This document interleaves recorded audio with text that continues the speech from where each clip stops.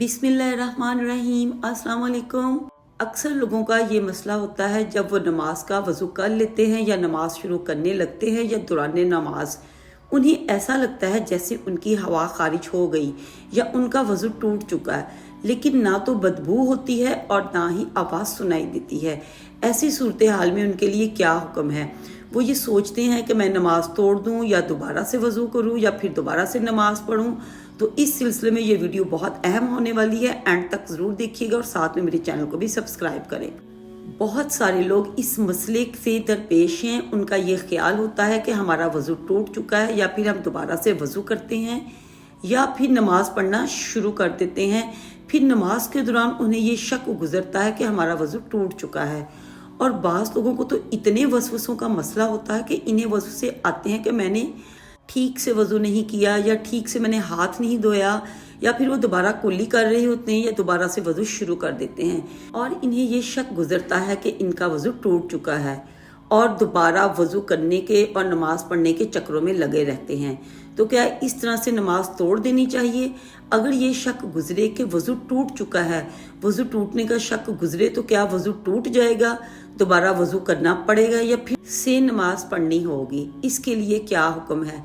एक चीज़ समझिएगा, नबी करीम सल्लल्लाहु अलैहि वसल्लम ने इरशाद फरमाया, एक शैतान है जिसका काम ये है कि वह वज़ू वालों को वसवसों में मुब्तला करता है, जिस पर इसका वार कामयाब हो जाता है, यानी जो इसके वसवसों का शिकार हो जाता है, फिर इस शख्स के पीछे वो शैतान पड़ जाता है और इसे तरह तरह के ख्यालात में मुब्तला करता है और इसे बहकाता है।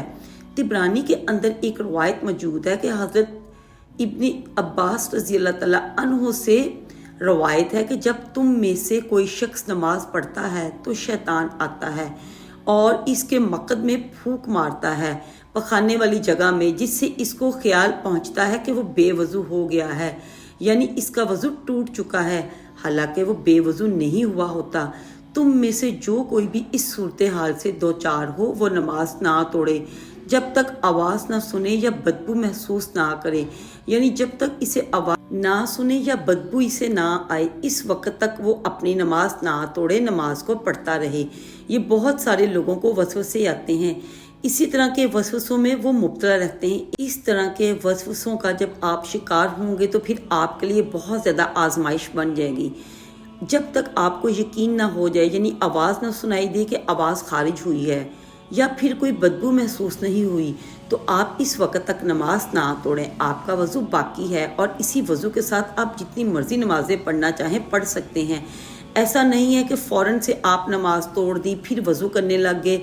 ये तो शैतान की चाल है जिसमें वो कामयाब हो गया। हाँ, अगर एक आध मरतबा हो तो इसमें कोई हर्ज नहीं, अगर बार बार इस तरह से हो रहा है तो ये पक्की बात है कि आप शैतान के वसवसों का शिकार हैं और ये शैतान की चालें हैं जो आपको बहकाए जा रही हैं और आपको तरह तरह के ख्यालात में मुब्तला कर रही हैं। आप उसके ख्यालात में मत जाएं, अपनी नमाज को मुकम्मल करें। उम्मीद करती हूँ आपको आज की वीडियो अच्छी लगी होगी। मेरी इस वीडियो को फैमिली फ्रेंड्स में शेयर करके मेरे चैनल को सब्सक्राइब करें। जज़ाकल्लाह।